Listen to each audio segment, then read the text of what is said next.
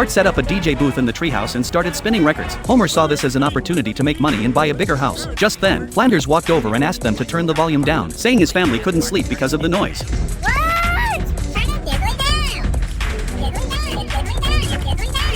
Homer reassured Flanders and told him to go home and get some sleep. The next morning, Homer went to check the mailbox and ran into Flanders coming back from shopping. Flanders had bought 3 pairs of noise-canceling headphones. Homer thought they were pretty cool, so he casually snatched one. That night, Bart continued DJing in the treehouse, and the crowd on the lawn was so excited they could barely contain their pounding hearts. Meanwhile, the Simpson family slept soundly, but Flanders' 2 sons were about to go crazy from the noise.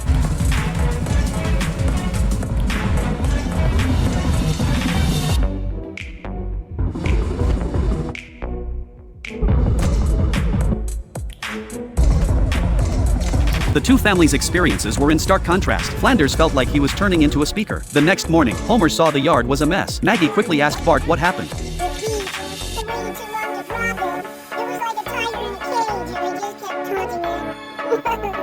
Bart told Homer he didn't want to be a DJ anymore. Homer, still dreaming of a mansion, had already hired a butler, but now the butlers could leave. Maggie thanked Homer for buying the noise-canceling headphones, but Homer admitted he had borrowed them from Flanders. Flanders and his family had endured Bart's noise all night, and Maggie ordered Homer to return the headphones and apologize immediately. Homer had no choice but to comply, but when he opened the door, he saw Flanders standing there, looking like he'd been beaten up. The green sweater Flanders was wearing was the only item Homer hadn't borrowed, and he immediately handed it over to Homer.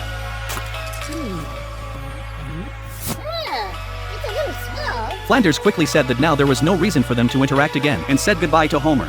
These are the last words I'll ever say to you.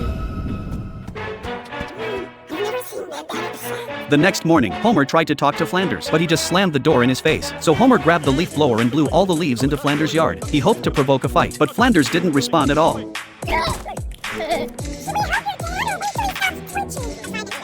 This silence lasted for 9 months. No matter what Homer did, Flanders wouldn't speak. Maggie couldn't stand it and decided to mediate. Flanders welcomed her warmly. The 2 of them talked all day, with Flanders constantly reminiscing about his past with Homer. After hearing all this, Maggie went home, feeling down and saying that if she hadn't married Homer, she probably wouldn't want to talk to him either. Homer was willing to do anything to earn Flanders' forgiveness. He wrote letter after letter of apology but was never satisfied. The final version even impressed Lisa. So, under the cover of darkness, Homer slipped the letter through Flanders' door crack. Now, he thought he could finally get a good night's sleep, but the next morning, he heard strange sounds. To his surprise, his house had been emptied out. They rushed outside, only to find Flanders smashing their furniture.